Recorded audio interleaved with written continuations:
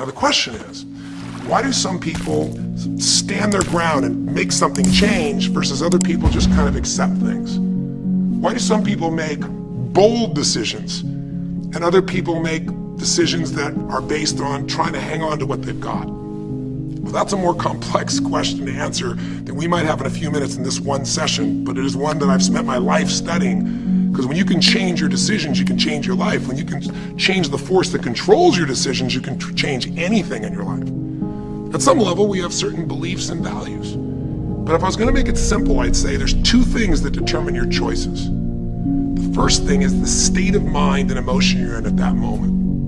Think about it. Have you ever snapped at somebody and had nothing to do with them? It was just the state you're in, right? You're frustrated, you're pissed off about something, and in that state of mind, whatever they said got interpreted through that state, and you made up a meaning like they were an irritant or they were interrupting you, and they weren't. You probably felt bad afterwards. When we get in the wrong state, we make the wrong decisions. When you get in a strong, empowering state, you'll make a better decision. Learning how to direct your state is a big part of what my work is with people, and it's a big part of what I do in my seminars. But the other thing that affects your decisions would be what I would call your story or your blueprint. We all have kind of a story about how our life is supposed to be. It comes from a set of life experiences, interpretations. Some people think life is all about getting theirs. Some people think life is about growing and contributing. Some people think life is about making judgments. Some people think life is about saving other people's lives. Some people think life is about being successful. Some people think God is the basis of everything, and the way to know God is to go through life in a very specific way with a set of rules, and they follow it. That's what they believe. Whatever your story is, whatever your blueprint is just another way of saying whatever you believe is how your life is supposed to be, at some level, we either follow that blueprint or we fight it. If we follow it or we fight it, we're going to find that we're going to bump into things in life where life isn't always the same as we expect it to be, or think it should be. And that's where we start to experience stress. So in this session of Breakthrough, when you watched this story and you saw Melissa, you saw the conflict between what you desired most and what you feared most. I really believe life is the dance between what you desire most and fear most. That's where you find where we live our life.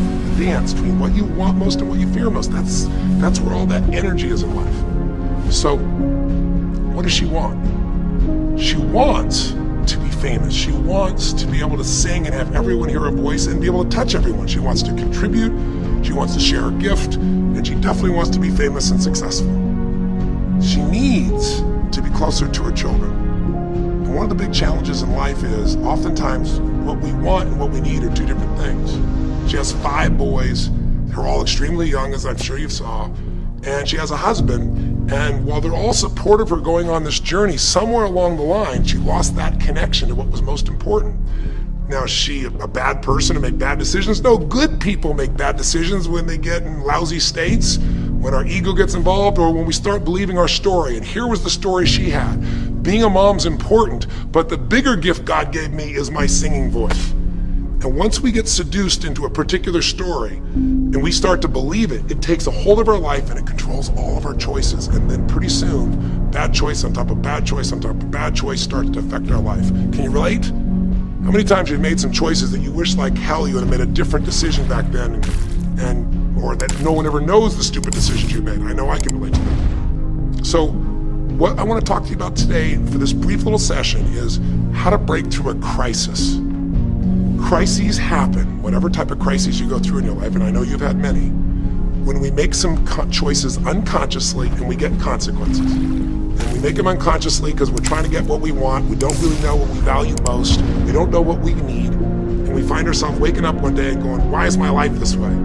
It's kind of like life is always calling to us to constantly grow and improve. You know, if you're going to look at what's going to make life work, it's really simple. What makes people happy is progress. We're happy when we're progressing. If you're overweight, but you leave today and you say, you know what, this breakthrough thing, what I got today for me more than anything else is, I've been stuck waiting for some magical diet, some magical exercise plan, some magical time in the future when we have more time. There is no more time. I don't need to wait for that. I'm just gonna make a decision today to get started. I don't need to go out there and go interview 20 trainers and get online. I don't need somebody to give me a perfect plan. I need just to pick up my shoes and start walking. I need to just get somebody behind me who just goes, run!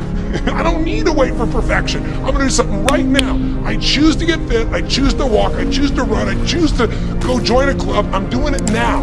A breakthrough happens the moment you make a new choice. And you don't have to wait. You can just get yourself in a new state. Maybe this tape will get you doing. Or you just have to have a new thought that says, you know what?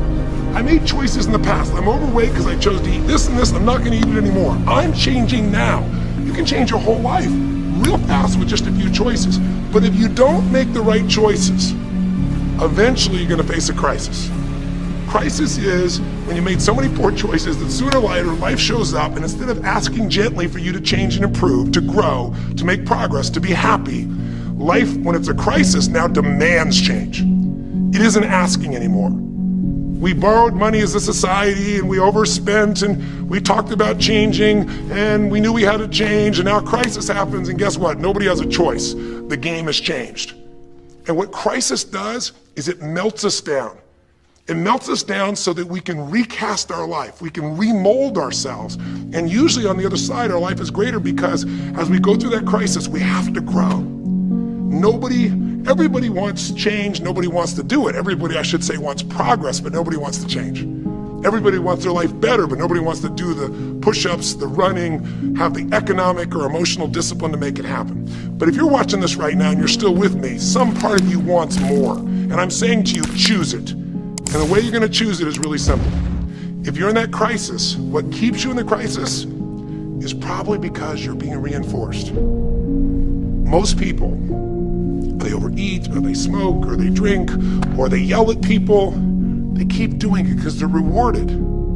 Whatever gets rewarded gets reinforced. Whatever habit or behavior is reinforced becomes a habit, and then pretty soon, do it long enough, it becomes part of your personality, and pretty soon you think it's who you are, and you just keep living that way. I mean, it's easy to see this in other people, right? It's easy to see how messed up they are and how easy they could if they just make some new choices. All you gotta do is turn on the television, some news program, some entertainment program, and you'll hear detailed descriptions about some person who is a very powerful celebrity who is doing some stupid thing. Why do we see all this stuff on television? Why do we hear about every person you can imagine, from Lindsay Lohan to Britney Spears to all the way back to the old days it was Elvis or Michael Jackson or whoever it is that's in the news today in this stage of life in your country as you're watching this? It's because we want to see other people who make bad decisions so we can feel better about our own. But the reason those people don't change, Lindsay Lohan, she's got another DUI, she's putting herself at risk, she's putting other people where she could kill someone. She goes to jail, it's supposed to be 90 days. But here's the consequence, it goes to 2 weeks. And before she even gets out of the jail, she makes a deal for an interview and gets paid $1 million when she gets out for the interview. What do you think the chances of her changing when her bad behavior gets her $1 million, and I don't know if she even makes that for that much time of acting at this stage? What do you think the chances are when people around her say it's not your fault, it's not fair, they treat you unfairly? As long as we have the decision that we're not responsible, it's not our fault, we can't change anything, we have no power. So, I don't know if by the time you watch this, Lindsay will change, but if she did, it'll be because the enablers are gone, she's taken responsibility, and she's found something she values more than attention and money for bad behavior. Now, it's easy to look at that with her, but what about you and I? Where are you and I addicted to our problems? Where are you and I reinforced? So many people, when they have a big problem, listen, if things are going well, you say, oh, it's going so great. Your friends go, well, that's great. And after a while, they go, well, easy for you. But if you got a problem, people go, hey, I understand, and they connect with you. Where do we get addicted to our problems? If you want to make a new choice, if you want to make a new decision today, if you want to have a breakthrough in some area of your life, you got to give up the story that it's not your fault, and you got to give up the attention and the love and the connection and the commiserating that comes with it with other human beings. Here's how you change. 5 simple, quick steps, and then I'm going to give you a little tool that if you want to, you can go online and really make a change with. If you're going to change your life, step 1, I don't care if something has happened to you. You know, somebody has spilled oil all over where you fish. It's horrific. It's disgusting how they've dealt with it, but it's happened and you got to deal with it. Something's happened. Someone in your family's been injured. You've lost your job. I don't care what the problem is. If you're in a crisis, step number 1, see it as it is, but don't see it worse than it is. Now, what do I mean by that? I don't mean be Mr. or Miss Positive Thinking. By now, if you spend any time with me, you know I'm not about that. I'm not here to tell you, go to that garden and chant, there's no weeds, there's no weeds, there's no weeds. But doing affirmations is not going to change your life. You got to go see where the weeds are and pull them out. My point is simple. You got to see what the problem is, but you can't make it so horrific that you just give up.